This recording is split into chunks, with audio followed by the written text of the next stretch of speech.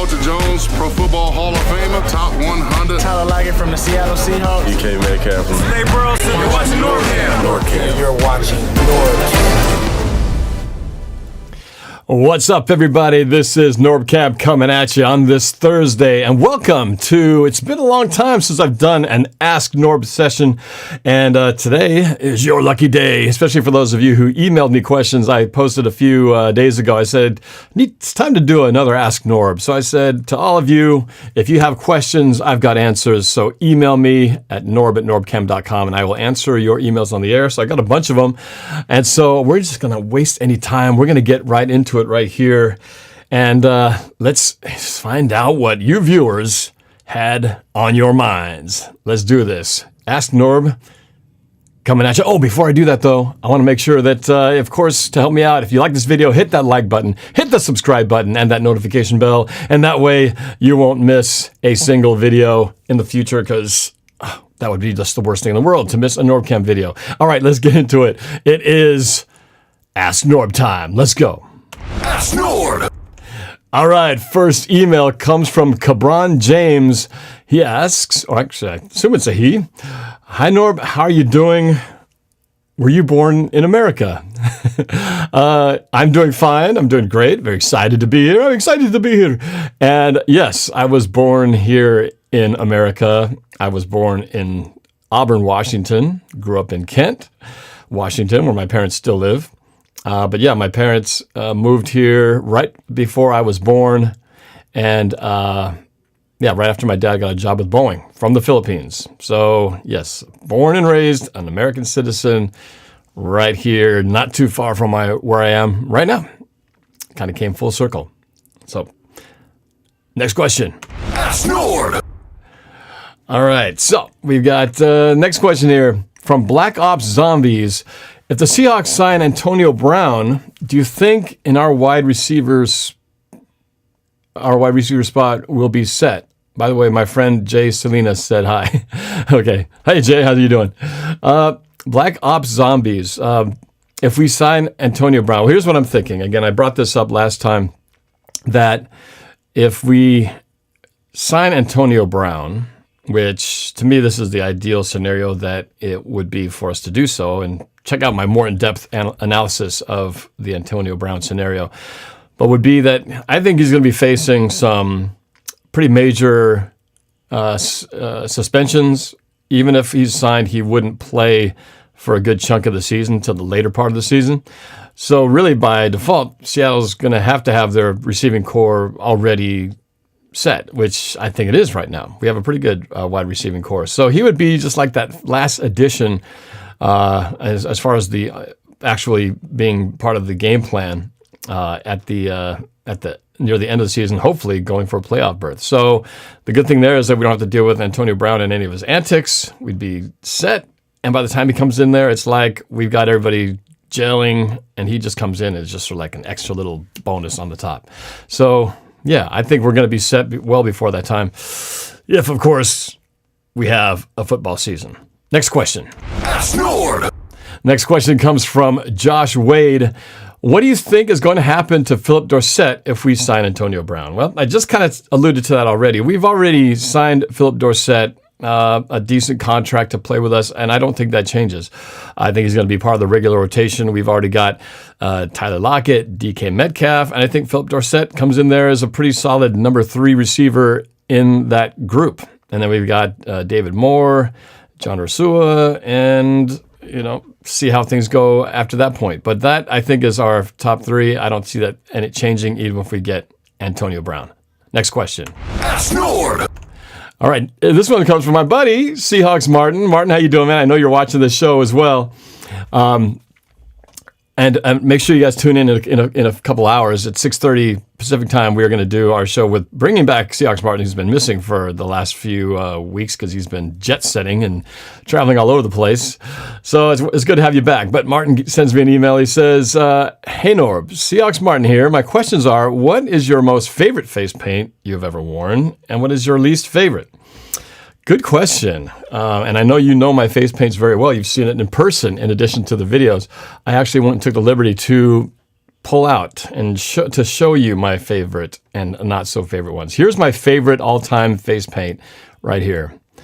You may have seen this before. This was in the season opener in 2007. I'm trying to remember now. Is it 2016? I think it was 2016. This was a really cool face paint done by my friend Laura Stockler-Carter. She does face paintings before all the games near CenturyLink Field. And I sent her a message. I said I want a very specific flag face paint done. And I emailed her the picture exactly how I wanted it to be and everything. And so she did it. It took a nice long time doing it. Got the 12 right there with the red, white, and blue. I mean, it was awesome. And this picture was taken by a national photographer and did this cool photo and got up on one of the sports websites or something. Really cool picture too. So that was my favorite one of all time. So here's my worst one. Maybe not the worst paint job, but certainly associated with the worst time as a fan. I know you guys have all seen this. Another picture that went viral all around the country. Yes, don't need to say much. This is Super Bowl 49. And this picture appeared in all kinds of websites, publications. It got on the Associated Press, and I've become a meme in some circles where anytime they want to show a devastated fan or make fun of Seahawks fans, well, this picture will often pop up. So there you go. Those are my two extremes in terms of cool and not so cool face painting situations. All right, let's go to the next question. Ask Nord. All right, this one comes from Haley Buis. How long have you been a Seahawks fan? I've talked about this before. I was a few years late to the party. The Seahawks were formed in 1976.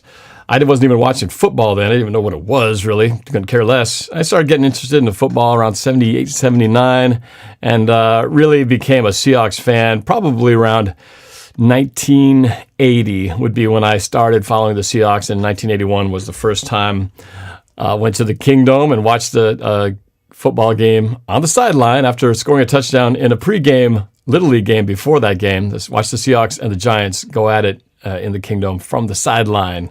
So that was kind of my history with the Seahawks. So yes, 1980 was the year I became a Seahawks fan. Ask Nord. All right. And another question from Haley. All right. Says, do you think it's still okay for me to be a Seahawks fan? I was born in Washington. I lived there for about 5 years. Then I moved to Arizona. Do you think I can still be a Seahawks fan, or should I be a Cardinals fan? Oh, no. By all means, do not change your team loyalty. We have lots of Seahawks fans who live down in Arizona, by the way. And so, yes, you should definitely stay with your roots. Root for the blue and green. Seahawks all the way. Do not think about switching to the red and white. Stick with the blue and green. You'll be in good shape, and you can cheer them on when they go down to that stadium every year, since we play them twice a year. Yes, it's good to be a Seahawks fan. Next question. Ask Nord. All right, this is from Golden Seahawks. Says, hey, Norb, I have a question for the upcoming Ask Norb video. If you could choose between the Seahawks signing Clowney or the Seahawks signing Antonio Brown, who would you choose and why? Whew, that's a good question, Colin. He says, thanks, Colin. Very good question. I would say I would have to go with, as much as it's tempting to want to go with the Antonio Brown situation, I got to go with the fundamental base that we need. I still want them to get Clowney. I still think there's a chance that they will get him here. Door's not closed, and I still think he might still walk through it at the last second. I would definitely get Clowney. We got to have a pass rush to have any kind of success down the line, especially in the playoffs. So I think Clowney is just a major part of that. And like I said, I don't even think we'd have Antonio Brown till the later part of the year. Clowney we would hopefully have through the entire season, and that's going to be key, I think, to getting wins early and being able to finish strong and help that secondary of ours. Next question. Ask Nord. Next question comes from Louis Leibowitz, also known as the Sports Nerd. Says, will you continue Sunday trivia with the Sunday panel in the future? I believe we're going to definitely do more in the future. I don't know if it'll be every Sunday. Who knows? Maybe we'll do something tomorrow. But I do like that trio of guys that we got going on with Andrew, Nick, and you, of course, Louis. So I love connecting with the fans, and anytime I've got guys who know their stuff and can bring something to the program, especially when they know more than myself, which doesn't take much. So I enjoy networking and doing that. So yes, I think it will continue, not necessarily every Sunday, but definitely will have you guys on a regular fashion. All right, next question. Ask Norb. Next Ask Norb question is from Max. Max Tkachuk.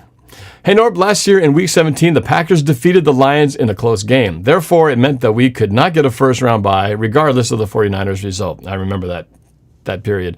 Do you think that it was potentially a good thing that we lost? We would play the Vikings at home. Well, we would have played the Vikings at home. We saw that they beat the Saints on the road as opposed to an injury-plagued Eagles. Thank you, Max Tkachuk. Tough one name to say. Max, I would say this.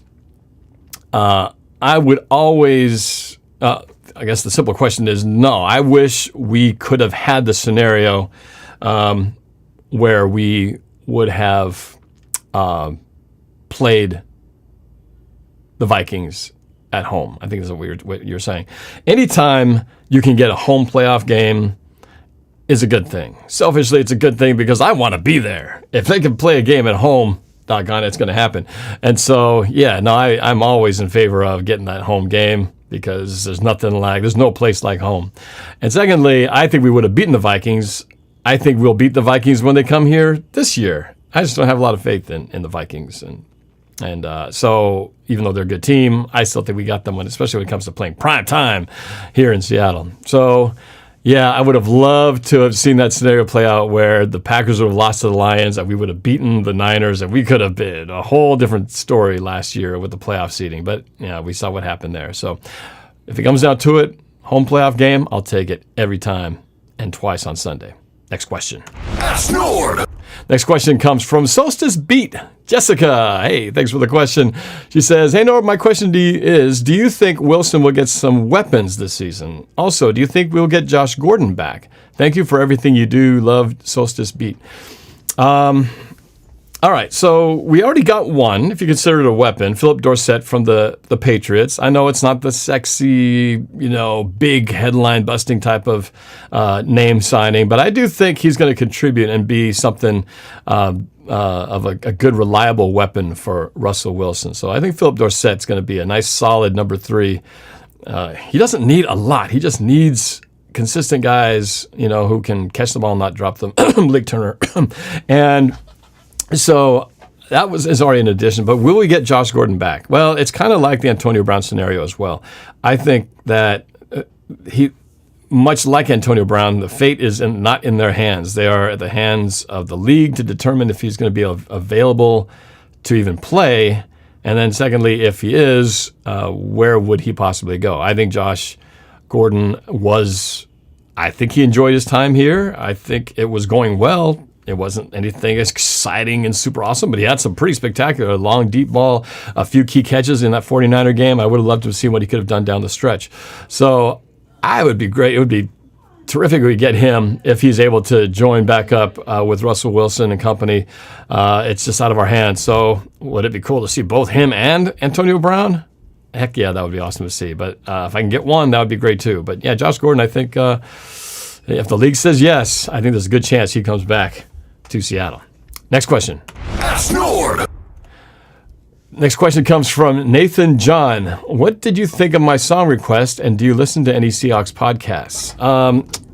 Nathan, I don't remember what your song request was, so I apologize that I can't name what your song was. But I do appreciate all of you guys who send in song requests. I'm working on that right now, starting to pick through the material of what will be in this upcoming 2020 Seahawks prediction music video, which of course airs the week before the first regular season game, assuming, again, we have one. As far as podcasts, I listen to Pro Football Talk with Mike Florio on NBC. I listen to it pretty regularly. I also check out the Seahawkers podcast. That's with Adam, Emmert, and Brandon Schultz. Those guys are pretty cool. We've had each other on each other's shows. So I've interviewed them on my show. I've been on their show. And those guys are a good duo. So I enjoy listening to those guys as well. So, those are a couple of the podcasts I like to listen to in terms of sports. Otherwise, I go to YouTube, and Colin Cowherd I enjoy listening to. And pardon the interruption. But yeah, there you go. Next question. Ask Norb.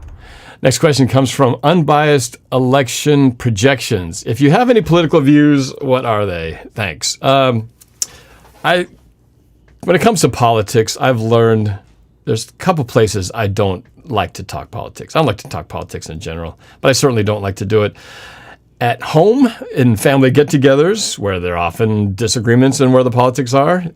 And I don't like to talk about them on my show because talking politics does nothing but get everybody upset at each other and rarely changes anybody's minds. So all you do is end up arguing and getting nowhere and getting everybody pissed off, which really is no productive place in my mind. Go to the polls, vote, and hopefully things land where they need to land. Next question. Ask Norb. Looks like we got another one from Max Tkachuk. Hello, Norb. One of the most concerning things from last year was our home form. We genuinely could have been 0-8 at home. What do you think happened over the years? Also, do you think the new playoff format hurts or helps the Seahawks? Thank you, Max Tkachuk. Good point.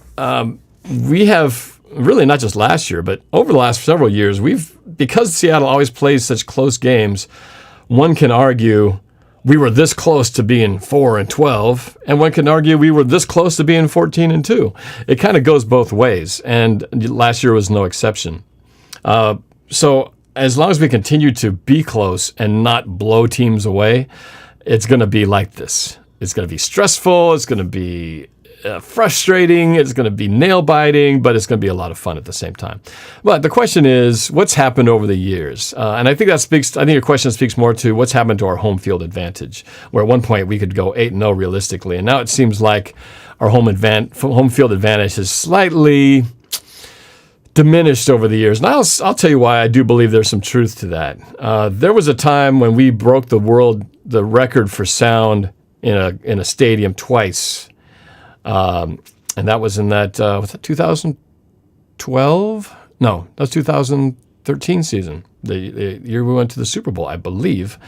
And that was at a time when we hadn't won a Super Bowl yet. And I think we were still kind of in that, we weren't a thing yet. We weren't that sort of, everybody hadn't jumped on. Right? Because until you really win the big one, you're still kind of like, it's just those guys up in the Pacific Northwest. But after we won the Super Bowl, it was amazing how much all of a sudden the Blue Pride waiting list skyrocketed. Had to take years to get tickets. And I noticed a lot more, it seems like, fair weather fans definitely were buying up the expensive tickets because the problem is the more you succeed, the more your ticket prices go up, and then it becomes a little less affordable for your diehard fans and becomes a lot more accessible to those who go, hey, what are you doing on Sunday? I don't know. Let's go see the game. Who's playing? Oh, I don't know. Seahawks and somebody. Let's just go see. And chances are those people are not going to be the ones screaming at the top of their lungs. Whereas before, the people who were in the building were the ones who wanted to be there, screaming hard and was super passionate. And so, as you know, when it comes to making noise in the stadium, you got to have every voice at full go to get that loud voice register to break those types of sound records. And I think we've had a lot more people who I look around and I see people on their phone. I see people just not engaged in what's going on. And it's very frustrating, to be honest with you, because, of course, I'd rather see people who are just like frothing at the mouth and screaming and standing up and being all into the game, because that just makes the whole experience of being at the stadium that much more alive. Problem is, a lot of those people can't afford to go. So I think that a lot of the diehard fans out there have been replaced by a lot of people who are just casual fans and not the diehard passionate ones who will go full on. So that's what I see happening. So I think we have lost a little bit of an edge in our home field advantage. But the other side too is our defense. Definitely, we were number one back in 2013, 2014. We were number one defense for scoring for several years, and that has not been the case for the last few. And I think last year our defense ranked 26 overall. I mean, that's not good. We also know that things change, and of course, when salaries change, you start paying guys big money.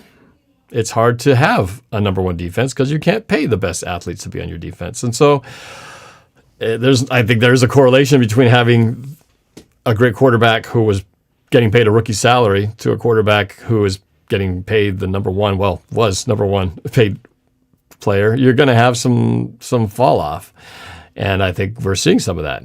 Now, we've always been competitive, and I still think we can win a Super Bowl, even if we don't have that same formula of what we had in 2013. But that means you're going to have to nail it on the draft. You're going to have your number two guys, year one, year two guys, really got to step up. So the pressure is on you can't get sloppy because you have less room to bring in a bunch of free agents. You can't afford to stack your roster. You're going to have really good guys performing, those who are your starters, and you can't afford a bunch of injuries, which has been our problem the last few years. So yes, it just means you can still do it, but you're going to have to get it done with a lot fewer options. And back in 2013, I think we had a defensive line that probably could have had two lines that were almost like they're two starting lines that rotated back and forth. That's why we're so good with the pass rush. And those guys were fresh. We don't have that kind of luxury anymore. Next question. Ask Norb. Next question comes from Aiden over in, I believe, South Dakota. Aiden's question's not in the body of the thing, but it's in the subject. Hi, Norb. It's Aiden. How do you feel about, I think he was asking about the Hall of Fame, about the season and the Hall of Fame game being canceled. Well, it's gone beyond that now. The Hall of Fame game got canceled, and they've canceled a couple more preseason games. And I just got an email today from the season ticket rep. We now, as season ticket holders, have the option to either cancel our season altogether and basically get a refund or credit for next year, or we could see how it goes and stay on there and just keep it active, and whatever happens will be adjusted as it goes. And if we don't have games, then they'll just refund us as we go along. At this point, I haven't responded yet. I got to respond to that email, but I'm going to stick in there. I want to go if they're playing. So I'm willing to take the risk. I'll wear the mask, and I'm going to hang on as far as I can hang on. So I'm hoping there will be a season. So I'm going to stick with it as long as I can. So I'm not going to give up my tickets. You don't give them up forever. You just forgo this season. But I'm not going to do that. Not until I have no other choice. So there you go. Ask Norb. Next question comes from Andrew Sundi? I don't actually figure out how you pronounce your last name, Andrew. What is the status of Quinton Dunbar? Is he still in some trouble? We're going to talk about this a little bit later in our show at 6:30. But the latest with with Quinton Dunbar is he's still got, really hasn't changed. The main thing that kind of came up in the news that he hired a second attorney, and a lot of people were speculating that this might be bad news because a lot of people thought that he was just going to get the case dismissed, walk away, and it's like nothing ever happened. Well, that hasn't happened yet. He got this second attorney, so people were starting to think, maybe this is bad. Maybe he's going to have to go to trial, and it's going to be a lot more complicated than we thought. According to the interview with the Tacoma News Tribune with that new attorney, he said that that's not necessarily the case. They still believe he's innocent. They still believe that there's a chance that they can get this case dismissed. I do believe they still have these affidavits of the witnesses in that place where the armed robbery took place, where they recanted their statements and said that Dunbar had nothing to do with the armed robbery. So we'll find out if that's the case. But for the time being, he's still waiting to see if there's going to be a trial and if the prosecuting attorneys are going to make that case on him. But for right now, per the terms of his freedom, his bond, he is not allowed to leave Florida at this time. So he cannot leave to be with the team. Not that they have to do it yet, but training camp does technically start July 28th. So right now he could not go anywhere to be with the team, even if it's work-related. So we'll see what happens. I'm hoping that he will get the case thrown out and that he shows up and is able to play, because we're going to need him, I believe, big time in that right corner position. Ask Nord.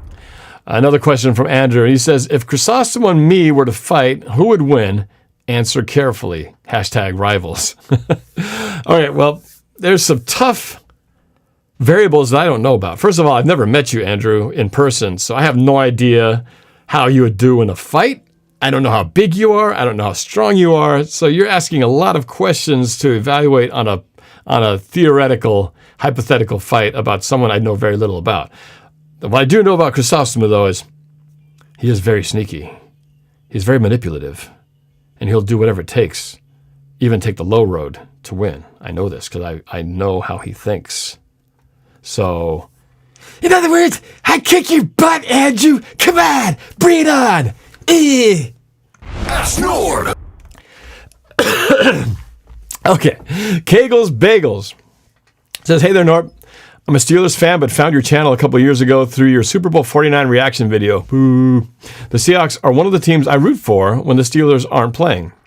And you've been a big reason why that's the case. My question is, if you could bring 3 Seahawks back from the 2010s to play for the 2020 team, who would you bring back? You are allowed 1 offensive player, 1 defensive player, and 1 kicker punter. Okay. They had to play for Seattle during a part of the 2010s. Thank you for your great content. I'll be around the channel more in the future. Oh, that's a really good question. I like the way you phrased that. Okay. If I were to bring 3 guys back from the 2010 team, so we're talking 2010, that's Pete Carroll's first year. That's the game. That's the time we went to the playoffs 7-9 with a losing record to host the game against the Saints. And that's, of course, when the Beastquake was born. So I got to first go right away with bring back the Beast. Especially, I'm going to assume that when you're talking about bringing a guy from 2010, that means I get to bring him back in 2010 form. I'll take Marshawn Lynch right off the bat as the offensive player that I would bring back to the Seahawks. So that's number 1. Defensively, that was also the year we drafted Earl Thomas. So Earl Thomas would be in his first fine form, never injured anything. So I'll take Earl Thomas on the defense. And then we got to go to who was the kicker or punter from 2010. So the kicker-punter combination was John Ryan, and the kicker was Alindo Mare, if I'm not mistaken. Alindo Mare, he had a short stint with us, but I believe he was actually a slightly more accurate kicker than Jason Myers. So I would bring, because I love Michael Dixon, he's a great punter. So I would bring Alindo Mare back to do kicks. I believe he was 100% on PATs. Coach, that's back when they kicked him for the 2-yard line. So yeah, beast mode, Earl Thomas, and Alindo Mare. Good question. Ask Nord. All right, from Jonathan Freier.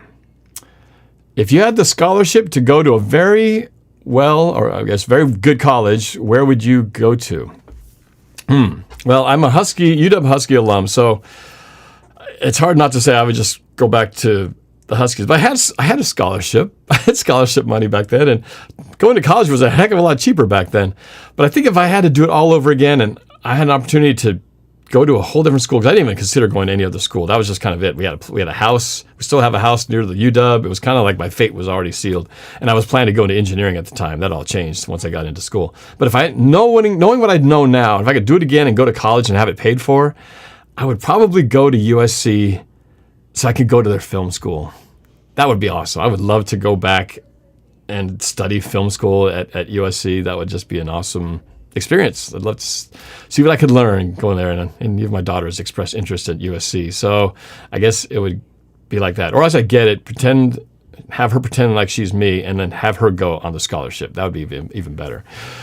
Super chat, Cameron Spangler says, what do you think about Jamal Adams, Seattle bound? I think that would be great. if that could happen. Again, it's the old salary cap thing. I don't know if what he's not getting right now would he be able to get from Seattle. Kind of doubt it. I just don't think there's that kind of money available from the Seahawks. We just kind of don't have that much money strapped for cash. We're still got to save it for the potential signings of somebody like Clowney or Ngakwe or Everson Griffin. So we still got guys like that. So,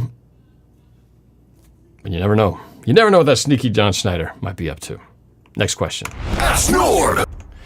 All right, this question, I think, am I to the last question? I'm getting to the end here, folks. From Devin Peterson. What's up, Devin? What is your favorite part of the kingdom? I think even Kingdom. And what do you miss about it? And the same thing with Quest, i.e. CenturyLink. What's your favorite thing of Quest, and what will you miss about it when it's gone? Good question. Let me start with the Kingdom. My favorite part of the Kingdom. I didn't go to a lot of games there, but I did get to see that one where I got to be on the field or the sideline and play on that field and score a touchdown. And I watched a couple other ones. But I think what I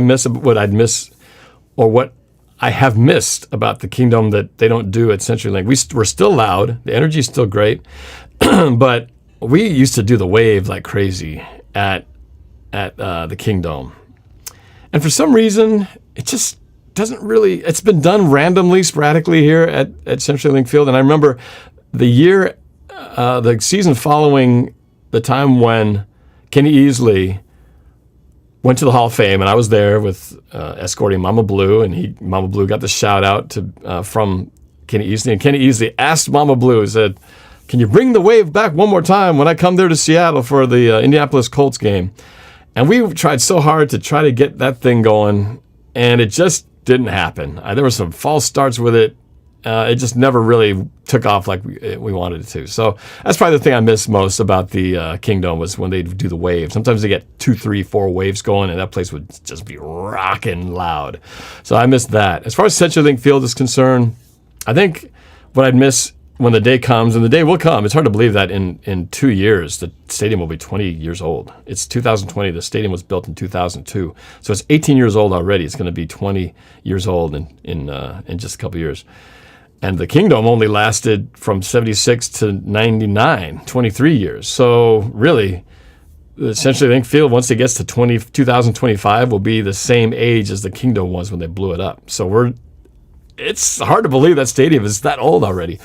And I still think it's a great place. But of course, you look at stadiums now, like the one in LA and Minnesota, and the new one in Atlanta, and of course the new one in Las Vegas. Those things are just whole nother level of design. But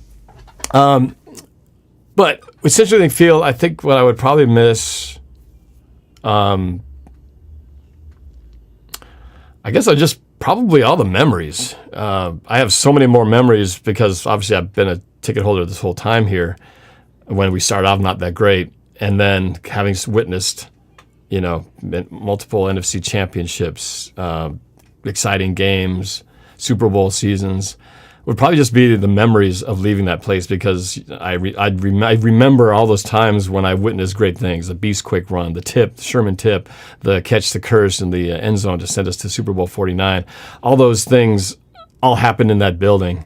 And to move places would be just that feeling of you're leaving your old house, the one that all these memories were formed in. Kind of like if you lived in a house your whole life and you move somewhere else and you're never going to be in that house again. There's certain memories that just are tied to the walls and the buildings of that place that would probably be tough to say goodbye to. So that'd probably be the hardest thing with that. Nick LaBow with a super chat says, "We did a pretty good wave at Kenny Easley's banner ceremony, but it kind of died down quick and it didn't last." Yeah, it just didn't happen. We kept wanting it to happen in a more spectacular fashion in a way that would impact the game. And I remember we just couldn't, it just wasn't coordinated and it didn't work. Back in the Kingdom, we had Bill the Beerman. He was one of the big original type of super fans. He was working, serving the beers up, but he was leading the chants, ultimate cheerleader, big voice, big old beard. I mean, the guy, you couldn't miss him. You could hear him all across the other side of the stadium, but he would lead the chants and he would lead the wave. And that's kind of what we need now is, kind of get that mentality back. But like I said, it's a little different. Back then, it was all the diehard fans. Now it's like people don't care to get up, and I'm not going to do the wave. I'm too lazy. I'm just going to comfortably sit on my phone. But that's a whole other thing. I think we're getting down to the last few questions. Let's see what we got here. Ask Norb. Oh, no, that was it. That was the last question, actually. Devin's was the last question. So that's it for this session of Ask Norb. I hope that was fun for you guys. I enjoyed asking or answering all of the questions that you asked me. Definitely want to do it again. So you can start now. So if you have a question that you'd like for me to answer in a future Ask Norb episode, just hit that email button. Send me an email at norb@norbcam.com. Put Ask Norb in the subject, and feel free to ask any question you like. Obviously, Seahawks or football questions are great, but they don't have to be. So send me whatever you like, and I'll try my best to answer them the next time I do this. I'll probably try to do this at least once a week and answer your questions. You guys had some good ones in there, so I appreciate that. Remember it's right now live as I'm watching this. It's 4:15. That means in 2 hours and 15 minutes, we're going to have our next show. So I hope you guys will tune in then when I'm joined by my pals, Noah, Calvin, and Martin, and our special guest winner, Ori, who was the winner of the previous trivia. We're going to talk about some news and then do trivia contest number 14 at that show. So 2 hours and 15 minutes from now. Hope you guys will come back and check it out. All right, that's it. Don't forget to hit that like button, subscribe, hit the notification bell, and I appreciate you guys' support, and I'll see you guys at the next show. Go Hawks. Ask Norb.